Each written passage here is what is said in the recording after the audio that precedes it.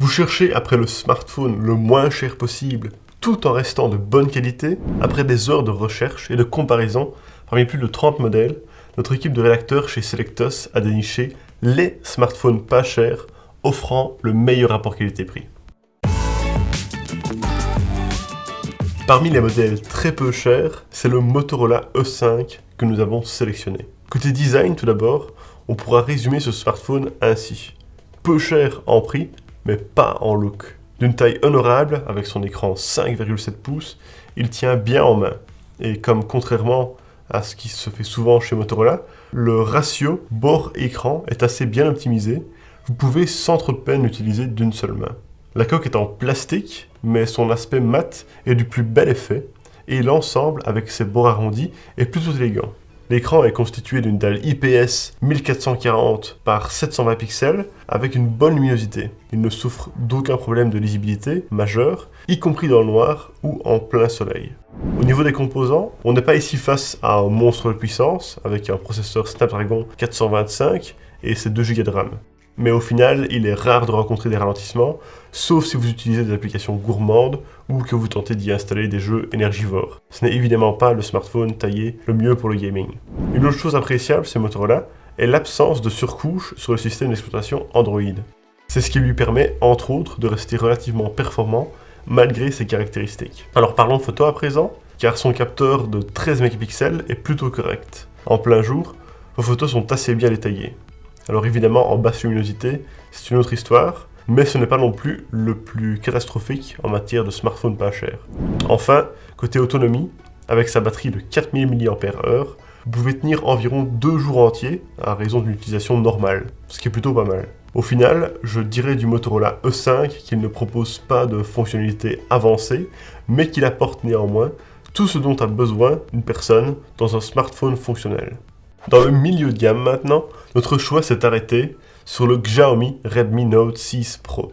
Paru pendant l'été 2018, le Redmi Note 6 Pro a été présenté comme le successeur de l'excellent Note 5. Côté design, les connaisseurs ne constateront pas beaucoup de différence avec son prédécesseur. Malgré son petit prix, il intègre une coque arrière en métal mat qui a l'avantage de ne pas retenir les traces de doigts et donne un aspect robuste au smartphone. Avec son écran 6,2 pouces et ses bords arrondis, il est facile à tenir et on peut presque le manipuler d'une main, notamment en raison de son excellent rapport bord-écran. L'écran Full HD+ donne une résolution de 2280 par 1080 pixels pour un affichage de toute beauté, bien que la colorimétrie soit perfectible. Niveau composants, on est évidemment un cran au-dessus de l'entrée de gamme avec un Snapdragon 636. Et niveau photo, ça se passe comment? Eh bien ici, il n'y a pas de différence flagrante avec le Redmi Note 5. On retrouve cette particularité de disposer de 2 capteurs au dos, l'un de 12 mégapixels et l'autre de 5 mégapixels.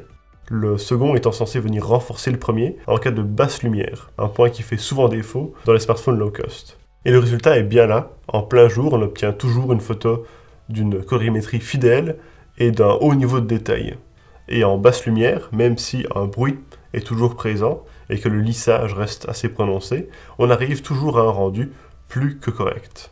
Enfin, niveau autonomie, on a toujours affaire à un champion dans son domaine, avec une batterie de 4000 mAh, atteignant presque les 20 heures en usage normal. Au final, avec le Redmi Note 6 Pro, on a une version améliorée du Note 5, qui constituait pourtant déjà un excellent rapport qualité-prix.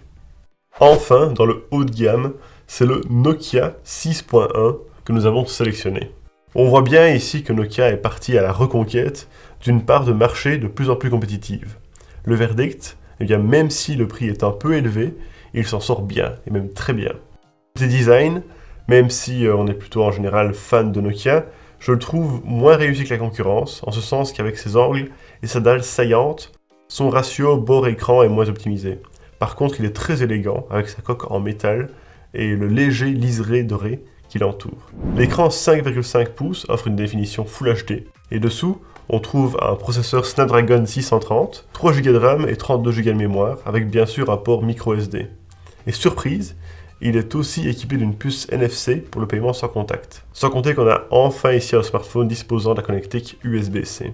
L'autonomie est plutôt correcte, même si ça ne casse pas les briques. En usage réel, les 3000 mAh ne dureront pas beaucoup plus que 15 heures. Niveau performance, la gestion des tâches est plutôt bien optimisée. Alors bien sûr, à ce prix et avec cette RAM, on sait qu'il n'est pas optimisé pour les jeux, mais ses performances sont suffisantes pour assurer une certaine fluidité, même sur les jeux les plus gourmands. Et alors son gros avantage est d'être sous Android One, ce qui lui garantit d'être toujours à jour, et autant au niveau des fonctionnalités que de la sécurité. C'est le gros plus de ce modèle. L'appareil photo offre un résultat satisfaisant avec 16 mégapixels et une colorimétrie bien calibrée. En conclusion, le Nokia 6.1 s'en tire vraiment bien, en améliorant légèrement ce qui a fait le succès du Nokia 6, sans toutefois le révolutionner. On a la garantie d'une finition professionnelle, de grande marque, malgré des performances un peu en deçà de ce que peut offrir le marché. Durabilité, solidité, design clean et caractéristiques satisfaisantes, c'est un des champions du haut de gamme en low cost, et il présente un rapport qualité-prix plutôt attrayant.